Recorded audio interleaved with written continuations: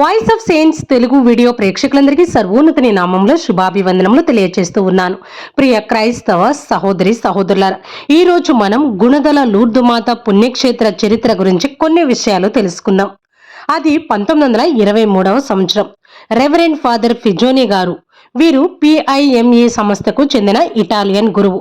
భారతదేశంలో పేద ప్రజలకు ఉచితంగా చదువు చెప్పాలి అనే గొప్ప మనసుతో భారతదేశానికి వచ్చారు. అలా భారతదేశానికి రాగానే మేరీమాత కొండ పాదాల చెంత ఉన్న 25 ఎకరాల బీడు భూమిని ప్రభుత్వం దగ్గర నుంచి కొని బాలుర్ల కోసం ఒక అనాథాశ్రమాన్ని మరియు ఒక పాఠశాలను అక్కడ కట్టించారు. 1923 జూన్ 15న ఫాదర్ ఫిజోని గారు బెజవాడలో ఉన్న మిషనరీ పాఠశాలకు చెందిన 30 మంది అనాథ పిల్లలను గుణదలకు తీసుకొని వచ్చారు. ఈ సంస్థకు మొదటి ఇన్ఛార్జిగా పనిచేసిన రెవరెండ్ ఫాదర్ అర్లాటి గారు గుణదల అడవిని చదును చేయడానికి కొంతమంది కూలీలను నియమించారు. ఈ పని పూర్తి కావడానికి కొన్ని నెలల సమయమే పట్టింది. అనాథాశ్రమాన్ని 1924 జూన్ 14న అనధికారికంగా ప్రారంభించారు. అదే సంవత్సరం అక్కడ పాఠశాలను కూడా ప్రారంభించారు. అయితే గుణదల లూర్దుమాత పుణ్యక్షేత్రం ఇంతలా అభివృద్ధి చెందడానికి గల కారణం ఏంటి అనేది మనం తెలుసుకుందాం. 1925లో అప్పటి పునీత జోసెఫ్ గారి యొక్క అనాథాశ్రమానికి డైరెక్టర్గా పనిచేసిన ఫాదర్ అర్లాటి గారు కొండపైన ఒక దారిని వేశారు. ఒక చిన్న గూటిలో మరియమాత యొక్క చిన్న స్వరూపాన్ని ప్రతిష్ఠించారు. ఇది మరియ తల్లి పట్ల స్థానిక భక్తులకు పునాదిగా మారింది. కొన్ని రోజుల్లోనే మరియ తల్లి గుహ వరకు మెలికలు తిరిగే ఒక దారిని కూడా నిర్మించారు. దానితో స్థానిక ప్రజలందరూ మరియ తల్లి గుహ దగ్గరికి వెళ్లి ప్రార్థన చేసుకోవడం మొదలుపెట్టారు.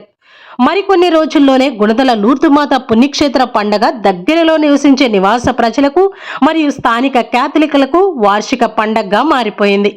1933లో గుణదల లూర్దుమాత మరియు స్వర్గారోహణ రజతోత్సవ పండగను జ్ఞాపకం చేసుకుంటూ కొండ పై భాగంలో 18 అడుగుల ఎత్తైన ఇనుప శిలువను స్థాపించారు. సగం ఎత్తులో ఉన్న గుహలో మరియ తల్లి యొక్క స్వరూపాన్ని పెట్టారు. కొండ పై భాగంలో శిలువను పెట్టారు. మరియ ద్వారా యేసు వద్దకు అనే సత్యాన్ని అక్కడికి వచ్చే భక్తులకు మరియ తల్లి అందంగా తెలియజేస్తూ వచ్చారు. 1937వ సంవత్సరం నాటికి ఇది డయాసిస్ పండగగా మారిపోయింది. మరియు ఫాదర్ అర్లాటి గారు కొండపైన ఒక కొత్త స్వరూపాన్ని ప్రతిష్ఠించి ప్రతి సంవత్సరం పండగ చేయడం మొదలుపెట్టారు. ఈ పండగను సెప్టెంబర్ 8వ తారీఖున చేస్తూ ఉండేవారు. కొన్ని సందర్భాలలో కొండపైన దివ్య బలి పూజను నిర్వహించడానికి వీలుగా గుహ ముందు ఒక బలిపీఠాన్ని కూడా నిర్మించారు. కొండ పైన ఉన్న దారిని వెడల్పు చేసి రాళ్లతో పరిచారు మరియు గుహను ఇంకాస్త లోతుగా చెక్కి నేలను చదును చేశారు. ఒక కొండను ఇంత అందమైన పుణ్యక్షేత్రంగా తీర్చిదిద్దడం అంటే చాలా కష్టమైన పని.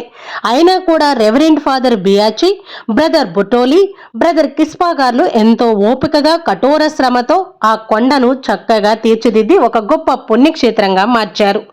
సెప్టెంబర్ నెలలో వర్షాలు కారణంగా మరియ తల్లి యొక్క పండుగను ఫిబ్రవరి 11వ తారీఖుకి మార్చారు. మరియ తల్లి గుహ వద్దకు వెళ్లే దారి పొడవున కవోలియన్ పెయింట్తో చేసిన జపమాలలోనే 15 రహస్యాల చిత్రాలను కూడా అక్కడ ఏర్పాటు చేశారు. 1951లో అప్పటి వికార్ జనరల్ గా పనిచేసిన రెవరెండ్ ఫాదర్ ఆంబ్రోసి గారు తర్వాత కాలంలో బిషప్ గా మారారు.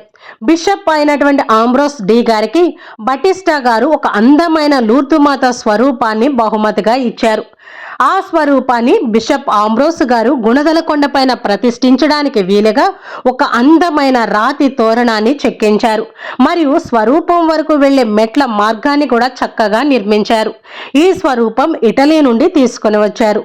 300 కిలోల బరువుతో ఉన్న తెల్ల సిమెంటుతో చేసిన అందమైన లూర్దుమాత స్వరూపం ఇది. ఆ తర్వాత కాలంలో విజయవాడకు 3వ బిషప్ అయిన బిషప్ జోసెఫ్ తుమ్మా గారు డయాసిస్ బాధ్యతలు తీసుకున్న తర్వాత ఆయన ఈ పండుగను 3 రోజుల పాటు చేస్తూ వచ్చారు. గుణదల ప్రధాన చర్చ్ 1971లో నిర్మించారు. అయితే విజయవాడ 4వ బిషప్ అయిన బిషప్ మారంపూడి జోర్జ్ గారు ఈ పుణ్యక్షేత్రాన్ని బెసిలికా హోదాకు తీసుకొని వెళ్లారు. విజయవాడ మొదటి బిషప్ అయిన బిషప్ డొమినికన్ గ్రాసీ గారి యొక్క భౌతిక అవశేషాలను ఇటలీ నుండి గుణదలకు తీసుకొని వచ్చారు. గుణదల శ్మశాన వాటికను అందంగా తీర్చిదిద్ది బిషప్ డొమినిక్ గ్రాసీ గారి యొక్క సమాధిని అక్కడ పెట్టారు. దానితో ఈ పుణ్యక్షేత్రానికి వారి యొక్క సమాధి ప్రత్యేకమైన ఆకర్షణగా నిలిచింది.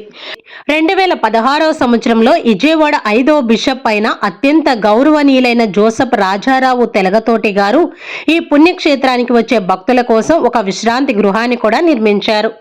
గుణదలకు ప్రస్తుతం డైరెక్టర్గా పనిచేస్తున్న ఫాదర్ ఏలేటి విలియం జయరాజు గారు ఆధ్యాత్మిక మరియు సాంస్కృతిక కార్యక్రమాల కోసం సెయింట్ జోసెఫ్ వేదికను నిర్మించారు మరియు ప్రధాన రహదారి నుండి చర్చి వరకు విస్తరించిన సిమెంట్ రోడ్డును కూడా వేయించారు.